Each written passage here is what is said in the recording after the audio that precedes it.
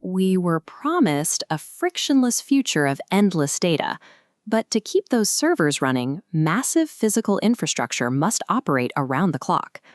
Behind the transmission lines, there used to be a grid operator, someone who knew which substation hummed on a cold winter night, who knew the names of the technicians, and who viewed the grid as a living community. Today, the system is governed by a rigid ledger. It measures megawatts moved, 99.9% uptime, and quarterly corporate earnings.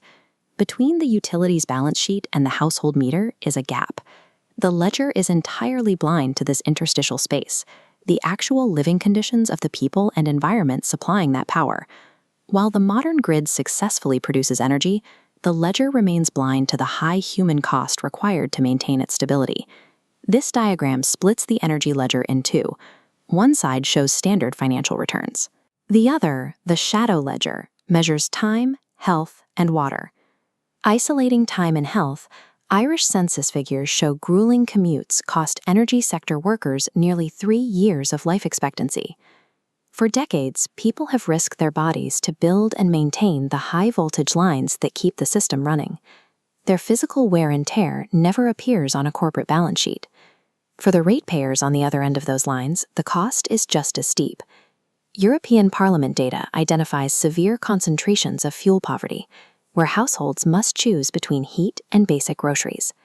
By prioritizing industrial transmission over affordable warmth, the system creates a lethal environment, causing hundreds of excess winter deaths in Ireland every single year. These outcomes are forced subsidies.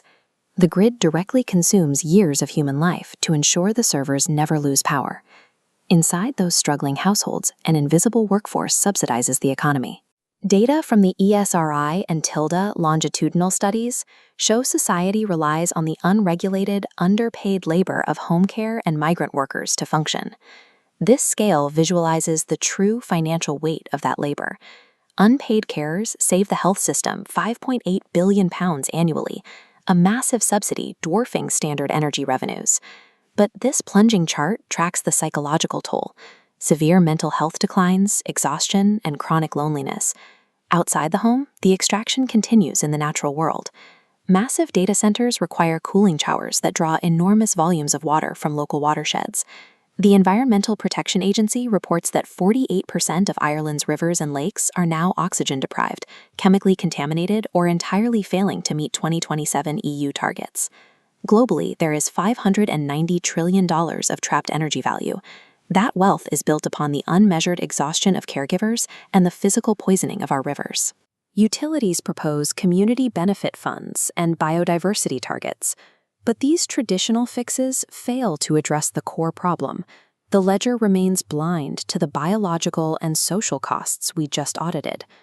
Real repair requires the sovereignty age approach, measuring value by what is returned to a living system rather than what is extracted from it.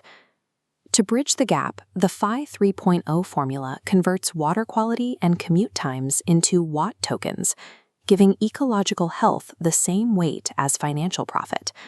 A hyperscaler's success is now defined by clean water returned to the living system. This model anchors itself in the lived reality of marginalized groups, like the Traveler and Roma communities, who hold generations of oral history and have stewarded these landscapes long before industrial data centers arrived. The grid operator's role transforms as she witnesses the worker and the watershed through the data, reestablishing the human connection that the old ledger ignored. The years we have lost will only be returned when the entire network closes the circuit and witnesses the true cost together.